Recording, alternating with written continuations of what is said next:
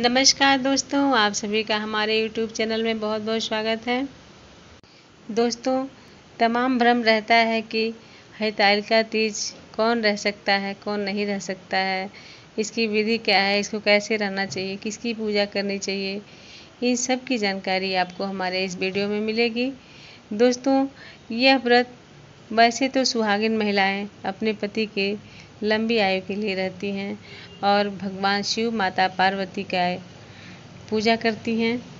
इस व्रत को सबसे पहले माता पार्वती शिव जी को प्राप्त करने के लिए नीराजल रह करके की थी और बहुत तपस्या के बाद भगवान शिव ने उन्हें वरदान दिया था कि वो उनको पति के रूप में मिलेंगे।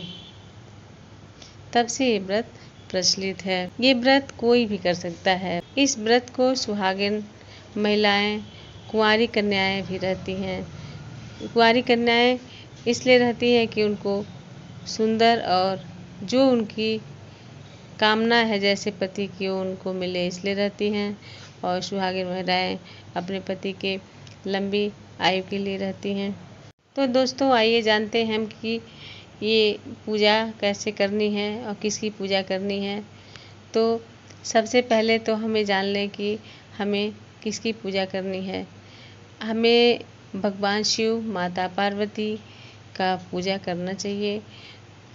मान्यता ये भी है कि लोग उस दिन रेत की मूर्ति बना करके अपने हाथ से पूजा करते हैं। अगर ऐसा नहीं हो पाता है तो भी चाहे मंदिर जाएं या अपने घर के मंदिर में आप एक थाली पहले सजा लें पूजा की, उसमें बेलपत्र रख लें, उसमें धतूरा रख लें, उसमें गन्ना रख लें, उसमें हल्दी रख लें, गुड़ रख लें, दही रख लें, अक्षत रख लें, रोली रख लें और लाल वस्त्र रख लें। ये सारी चीज़ें आप महादेव को चढ़ा दें और सुहाग का सामान माता पार्वती को चढ़ा दें। जैसे सिंदूर रख लें, बिंदी रख लें, आलता रख लें, कपड़े श्रृंगार के रख लें, ये माँ पार्वती को चढ़ा दें। दान का तो कोई अंत होता नहीं है, जितना जिसके पास हो पाए, जो भी हो पाए, श्रद्धा से वो माता पार्वती और भोलेनाथ को चढ़ा दे और भोलेनाथ से और माता पार्वती से अपने पति के दीर्घायु के लिए प्रार्थना करें कि हे भगवान, हमारे पति को लंबी आयु दीजिए, हमारे घर में सुख शांति दीजिए। जो भी खैर आपकी इच्छा हो वो आप मांग सकते हैं। अगर ये व्रत निराजल रह पाती हैं तो निराजल रहिए, अगर निराजल नहीं रह पाती हैं तो पानी पीकर भी रहना चाहिए। ऐसा नहीं है कि बिना पानी पी के रहे। ज़माना बदल गया है, समय के साथ परिवर्तित होना पड़ेगा। तब की बात कुछ और थी, महिलाएं घर में रहती थीं और आज की महिलाएं भाग दौड़ में बाहर निकलती हैं और बाहर निकलने से तो भाई प्यास वास तो लगता ही है, तो वर्क लोड ज़्यादा होता है। इसलिए यथासंभव जैसे हो पाए वो व्रत करें। निराजल रह पाए तो निराजल करें, पानी पी के रह पाए तो पानी पिए, लेकिन व्रत करना चाहिए। कुछ लोग कहते हैं कि पीरियड आ गया तो अब क्या करें, व्रत कैसे रहें। ऐसा कुछ नहीं है। आप बिना भगवान की मूर्ति छुए व्रत रह सकती हैं और पूजा नहीं कर सकती हैं, मूर्ति को छू नहीं सकती हैं। और 16 श्रृंगार भी हम नहीं कर सकते, इसलिए कि सिंदूर बिंदी को पवित्र माना गया है, अलता को पवित्र माना गया है। तो सारे श्रृंगार के सामान हम कैसे यूज करेंगे। तो हम ऐसे घर में साधारण से कपड़े पहन करके ऐसे सिर्फ व्रत रह सकते हैं। लेकिन अगर आप पूरा फल चाहती हैं, मन करता है आपका, तो आप क्या करिए कि जिस दिन त्रयोदशी होती है उस दिन आप व्रत रह के श्रृंगार करके और जो भी फल जो भी चढ़ाना है आपको माँ पार्वती और भोलेनाथ को चढ़ा दें। उससे आपको उतना ही फल मिलेगा जो आप तीज में नहीं कर पाए हैं। तो प्रदोष पर व्रत में कर लेंगी तो आपको ये फल मिल जाएगा। आप ऐसा कर लें।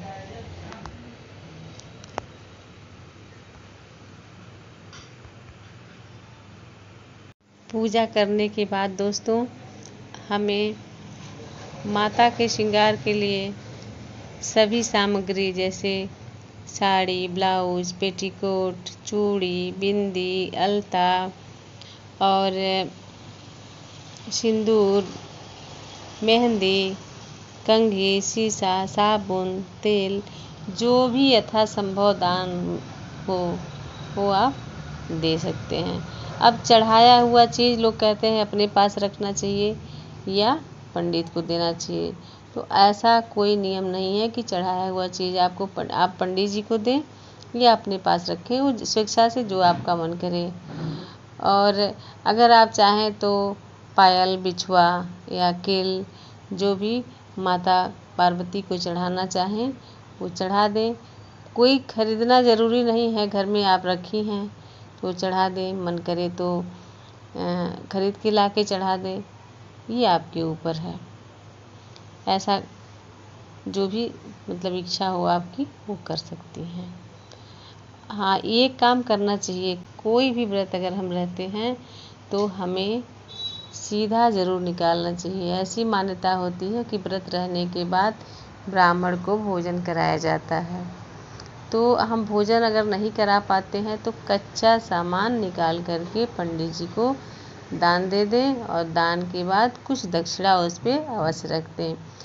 अब दान देने के लिए जैसे कि अब कुछ लोग तो सीधा नहीं समझ पाते। सीधा मतलब होता है कच्चा अनाज, जैसे कच्चा अनाज चावल हो गया, दाल हो गया, कोई सब्जी हो गई, मसाले हो गए और नमक, हल्दी, तेल, जो भी आप चाहें। खीरा अवश्य दान देना चाहिए। ऐसा लोग कहते हैं कि शिव जी का आराधना करने के लिए शिवलिंग की पूजा की जाती है ना, तो वह मतलब मान करके, हर जगह तो हम मूर्ति बना नहीं पाते हैं, तो वह महसूस करके मान करके कि भगवान जी को हम समर्पित कर रहे हैं, खीरा समर्पित करना चाहिए।